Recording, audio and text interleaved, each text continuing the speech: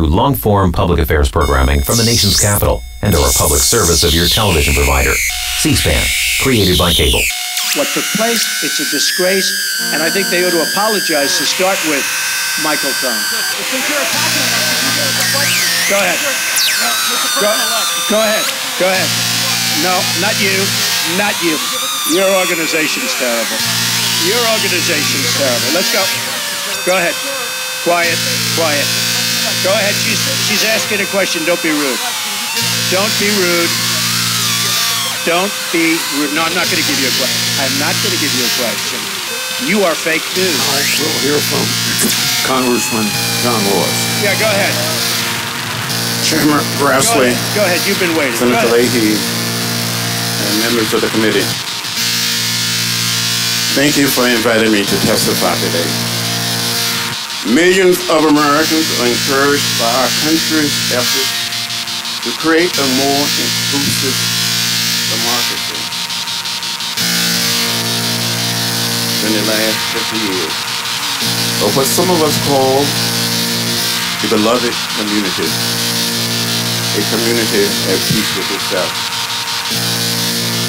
They are not a minority, a clear majority of Americans that they want this to be a fair, just, and open nation. They are afraid that this country is headed in the wrong direction. They're concerned that some leaders reject decades of progress and want to return to the dark past. And the power of law was used to deny the freedoms protected by the Constitution. The Bill of Rights and its amendment. These are the voices I represent today. That the intelligence agencies allowed any information that turned out to be so false and fake out. I think it's a disgrace. And I say that, and that's something that Nazi Germany would have done and did do. I think it's a disgrace. That information that was false and fake and never happened got released to the public. As far as BuzzFeed, which is a failing pile of garbage, writing it, I think they're going to suffer the consequences. They already are. And as far as CNN going out of their way to build it up, we can pretend that the law is blind. We can pretend that it is evil-handed.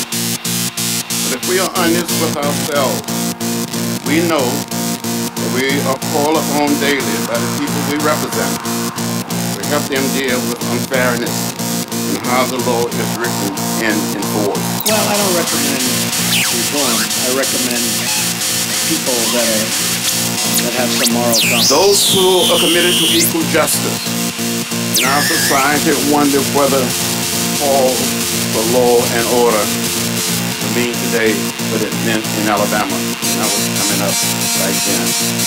The rule of law was used to violate the human and civil rights of the poor, the dispossessed, people of color. He's going to crack that 1% barrier one day. I was born in rural Alabama. There was no way to escape or deny the so-called discrimination and racial hate that surrounded us. I saw the signs that said white waiting, colored waiting. I saw the signs that said white men, colored men, white women, colored women. I tasted the bitter fruit of segregation, racial discrimination. I got people to go and say all sorts of things. But I will tell you, some of the media outlets that I deal with are fake news, more so than anybody. I could name them, but I won't bother. But you have you sitting right in front of them. So they're very, very dishonest people. But I think it's just something we're going to have to live with. Segregation was the law of the land that ordered our society in the Deep South. Any black person who did not cross the street when a white person was walking down the same sidewalk, who did not move to the back of the bus, who drank from a white water fountain, who looked a white person directly in the eyes, could be arrested and taken to jail. I guess the advantage I have is that I can speak back. When it happens to somebody that doesn't have that kind of a megaphone, they can't speak back. It's a very sad thing. I've seen people destroyed. I've seen people absolutely destroyed. And I think it's very unfair. So all I can ask for is honest people. The forces of law and order in Alabama were so strong that to take a stand against this injustice, we had to be willing to sacrifice our lives for our cause. Often, the only way we could demonstrate that a law on the book violated a higher law was by challenging that law. By putting our bodies on the line and showing the world the unholy price we had to pay for dignity and respect.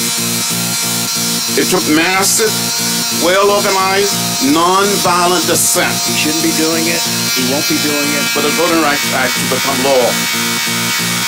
It required criticism of this great nation and its morals to move toward a greater sense of equality in America. Will have much greater respect for our country when I'm leading it than when other people have led it. You will see. We had to sit in. We had to stand in. We had to march. And that's why more than 50 years ago, a group of unarmed citizens, black and white, gathered on March 7th, 1965 in orderly, peaceful, nonviolent fashion. To walk from Selma to Montgomery, Alabama, to dramatize to the nation and to the world that we wanted to register to vote, wanted to become participants in the democratic process. I guess the advantage I have is that I can speak back. When it happens to somebody that doesn't have that kind of a megaphone, they can't speak back. It's a very sad thing. I've seen people destroyed. I've seen people absolutely destroyed. Just bloody. And I think it's very unfair. So all I can ask for is honest. Some of us unconscious. Some of us had concussions. Some of us almost died on that bridge. But the Congress responded. President Lyndon Johnson responded. And the Congress passed the Voting Rights Act. And it was signed into law on August 6, 1965. We have come a distance. We've made progress. But we're not there yet. It's going to crack that 1% barrier one day. There are forces that want to take us back to another place. We don't want to go back. We want to go forward. As the late A. Philip Randolph, who was the dean of the March on Washington in 1963, often said, maybe our forefathers and our foremothers all came to this great land in different ships, but we're all in the same boat now. It doesn't matter how Senator Gresham may smile. Don't be rude. How friendly he may be. I may treat you. Don't be rude. But we need someone who's going to stand up, speak up, and speak out for the people that need help, for people being discriminated against. And it doesn't matter whether they're black or white, Latino, Asian American, or Native American, whether they're straight or gay, Muslim, Christian, or Jew, we all live in the same house, the American house. We need someone as Attorney General who's going to look out for all of us, not just for some of us. I ran out of time. Thank you for giving me a chance to help with that. Thank you, Congressman Lord.